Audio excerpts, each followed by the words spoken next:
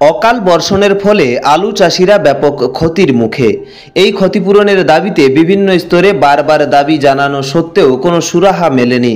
কৃষি ও কৃষক বাঁচাও কমিটি এবং কৃষক ঐক্যমঞ্চের যৌথ উদ্যোগে মঙ্গলবার পূর্ব বর্ধমান জেলার মন্তেশ্বর, বর্ধমান ১ নম্বর, বর্ধমান ২ নম্বর, মেমারি ১ নম্বর ও মেমারি ২ নম্বর এবং গলসি সহ বিভিন্ন ব্লক থেকে কৃষকরা একত্রিত হয়ে শহরের প্রাণকেন্দ্র কার্জন গেটের সামনে জমায়েত হয়ে বিক্ষোভ দেখান।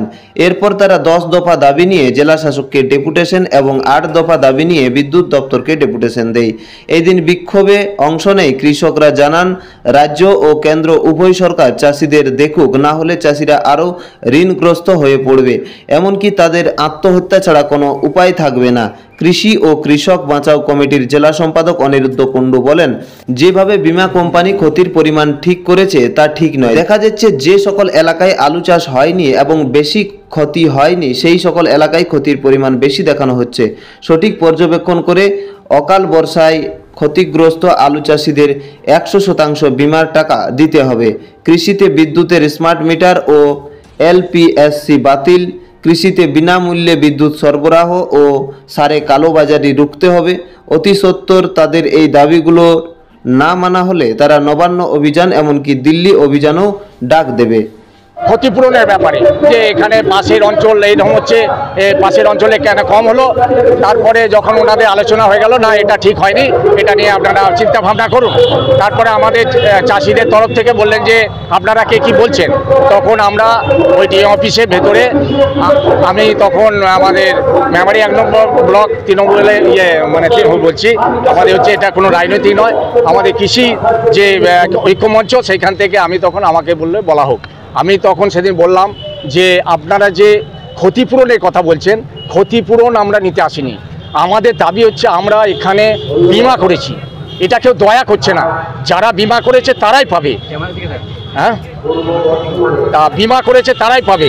তা সেখানে তিনারা তখন বুঝতে পেরেছে না এ তো অন্যায় কিছু বলছেন, এ তো ঠিক কথাই বলছে। সবাই তিনি ঘাড় ছিলেন। তখন ইন্স্যুর কোম্পানিকে বলেছিলেন যে আপনারা এই ব্যাপারটাকে রিভিউ করুন। তাই আমাদের এই মেমারি 1-2 নম্বরে আমরা যারা এখানে আজকে ডেপুটেশন এসেছি, আমাদের আলুর ক্ষতিপূরণের ব্যাপারে আমরা আজকে ডেপুটেশন দিচ্ছি না, আমাদের অন্যান্য দাবির জন্য আমরা এসেছি। যেহেতু এটা কেন্দ্রীয় আজকে প্রোগ্রাম, সেই জন্য আমরা আজকে মেমারি থেকে যারা এসেছি তারা এসেছি আমাদের অন্যান্য যে দাবিগুলো আছে সেই দাবির জন্য। আমাদের দাবি উনি 7 দিন বলেছেন, 7 দিনের মধ্যে রিভিউ করে এটা জানানো হবে। আমার নাম হচ্ছে উৎপল কুমার রায়। আজকে এখানে আমরা কৃষি ও কৃষক বাঁচাও কমিটি এবং কৃষক ঐক্য মঞ্চের যুক্তভাবে এখানে আমরা কৃষক বিক্ষোভ সমাবেশ করছি এবং মাননীয় জেলা শাসকের কাছে আমরা ডেপুটেশন দেবো। আপনারা জানেন যে গত বছর ডিসেম্বর মাসে পূর্ব বর্ধমান জেলায় যে অকাল বৃষ্টি হয়েছিল, এই অকাল বৃষ্টির ফলে বহু আলু চাষি, ধান চাষির ফসল বহু নষ্ট হয়ে গেছিল, কিন্তু সরকার ক্ষতিপূরণের কথা এখনো ঘোষণা করেনি। সম্প্রতি বীমা কোম্পানি আলু চাষিদের ক্ষেত্রে তারা টাকা দেবে বলে ঘোষণা করেছে, কিন্তু সেই টাকা হচ্ছে যৎসামান্য। ক্ষতি যেখানে যেমন হয়েছে সেই ক্ষতির পরিমাণ তারা ঠিকমতো পরিমাপ করেনি। শুধু তাই না, বিভিন্ন জায়গায় বিভিন্ন ধরনের ক্ষতিপূরণ তারা দেখিয়েছে এবং যার ফলে যেখানে যথার্থই ক্ষতি হয়েছে সেখানকার চাষিরা তারা ক্ষতিপূরণ পায়নি। ফলে সেই ক্ষতিপূরণের পুনর্বিবেচনা করে যাতে সরকার আবার ঘোষণা করুক, বীমা কোম্পানি আবার ঘোষণা করুক, আলু চাষিদের যাতে 100% ক্ষতিপূরণ দেয়, এই দাবিতে আজকে আমাদের এখানে বিক্ষোভ চলছে। এর পাশাপাশি ধান চাষি যাদের ক্ষতিগ্রস্ত হয়েছে তাদের সার্বিক ক্ষতিপূরণের কথা সরকার ঘোষণা করুক। এর পাশাপাশি সারের কালোবাজারি রোধ, কৃষিতে স্মার্ট মিটার বন্ধ, বিনা পয়সা কৃষিতে বিদ্যুৎ, সেচের সময় চাষের সময় সেচের পর্যাপ্ত জল, এরকম 10 দফা দাবিতে এখানে আমরা মাননীয় ডিএম এর কাছে, আমরা জেলা শাসকের কাছে ডেপুটেশন দেবো এবং এরপর এখান থেকে আমাদের একটা টিম বিদ্যুৎ দপ্তরে যাবে, সেখানে বিদ্যুৎ দপ্তরে 8 দফা দাবিতে আমাদের ডেপুটেশন কর্মসূচি। এই ক্ষতিপূরণ পাচ্ছি না, তার জন্য আমাদের এখন রাজ্যেই যেতে হবে বলে রাজ্য সরকারকে আমরা বলবো। পাশাপাশি কেন্দ্র সরকারের কাছে আমাদের বক্তব্য যে আজকে কেন্দ্র রাজ্য উভয় সরকারই চাষির বিষয়টা দেখুক। চাষি আজকে অবস্থা অত্যন্ত খারাপ। আজকে চাষি ঋণগ্রস্ত হচ্ছে কেন? ফসলের দাম না পেয়ে, প্রাকৃতিক বিপর্যয়ে ক্ষতিগ্রস্ত হচ্ছে, ফলে তাদের ফসল নষ্ট হচ্ছে। এই দেখুন, এবছরই আলু 2বার করে চাষ করতে হয়েছিল, কিন্তু সে আলুর খরচা কেন তুলতে পারেনি কৃষকরা। এই রকম পরিস্থিতি দাঁড়িয়ে আছে। আমাদের যেটা বক্তব্য, সরকার আজকে চাষিদের দায়িত্ব নিক, চাষিদের দায়িত্ব নিলে আজকে চাষিরা লাভবান হবে। আন্দোলন থেকে শুরু হয়েছে। আমরা এর আগেও কিছুদিন আগেও মেমারি 1 নম্বর ব্লকের শঙ্করপুরের রাস্তা আমরা অবরোধ করেছি, বর্ষুল ব্লকে এডি অফিস ঘেরাও করেছি, মেমারি টু রাস্তা অবরোধ করেছি, ভাতারে আমরা বিডিওর কাছে ডেপুটেশন দিয়েছি। বিভিন্ন জায়গায় আমাদের প্রতিবাদ কর্মসূচি চলছে এবং এই কর্মসূচি চলবে। আগামী দিনে যদি সরকার দাবি না মানে আমরা নবান্নে যাব, এই আমরা কর্মসূচি নিয়েছি।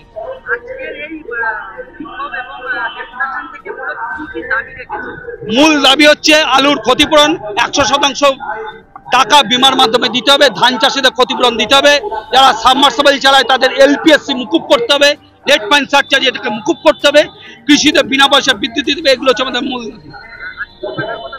আজকে মেমারি 1, 2, বর্ধমান টু বর্ষল, কাটোয়ান, কাকটাটু, মন্তেশ্বর, ভাতার, গলসি জেলার বিভিন্ন অংশ থেকে এখানে আজকে চাষিরা উপস্থিত হয়েছে।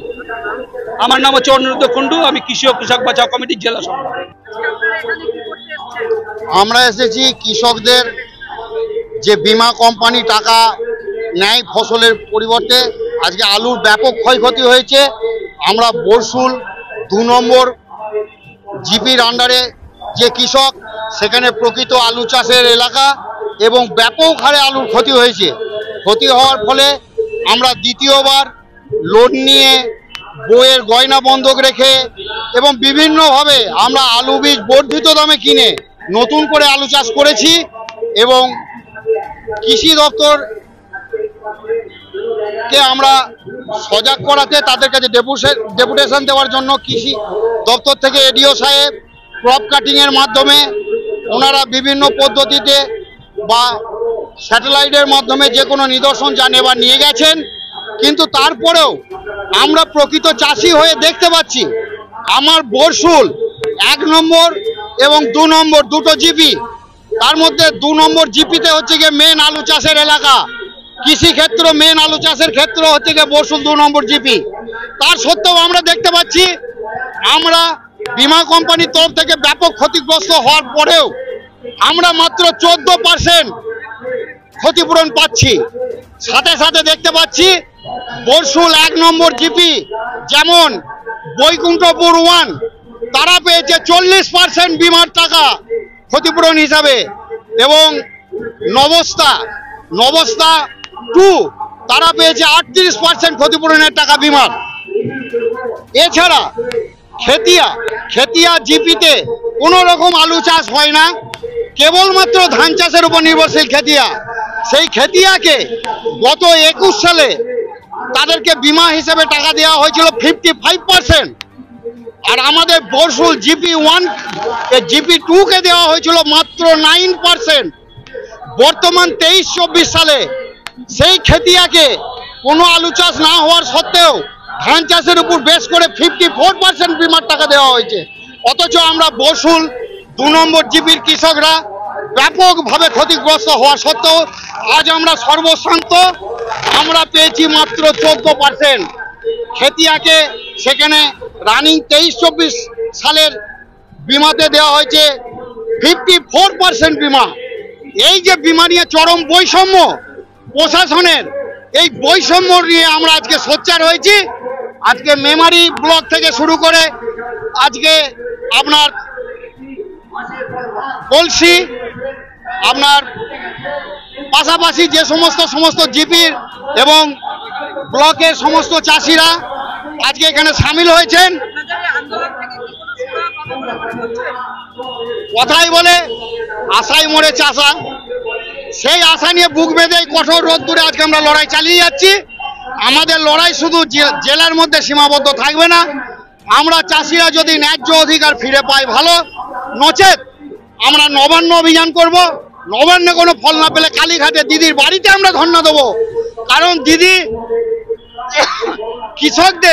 ক্ষতিগ্রস্ত কৃষকদের স্বার্থ সিদ্ধি করার জন্য যে পর্যাপ্ত পরিমাণে বিমার টাকা বিমা কোম্পানির কাছ থেকে প্রেরণ করেছেন, সেই বিমার টাকা এইভাবে বৈষম্যের যে আমরা চক্রান্তের শিকার, আজকে প্রকৃত আলু চাষি হয়ে আমরা ক্ষতিগ্রস্ত হয়েও আজ আমরা বঞ্চিত। অথচ যে সমস্ত জায়গায় আলু চাষের প্রচলন কম। আমার নাম প্রদীপ কুমার লাহা, বর্ষুল 2 নম্বর জিপি, কালীনগর। পূর্ব বর্ধমান থেকে দেবাশিস ঘোষের রিপোর্ট, রূপসী বাংলা মিডিয়া।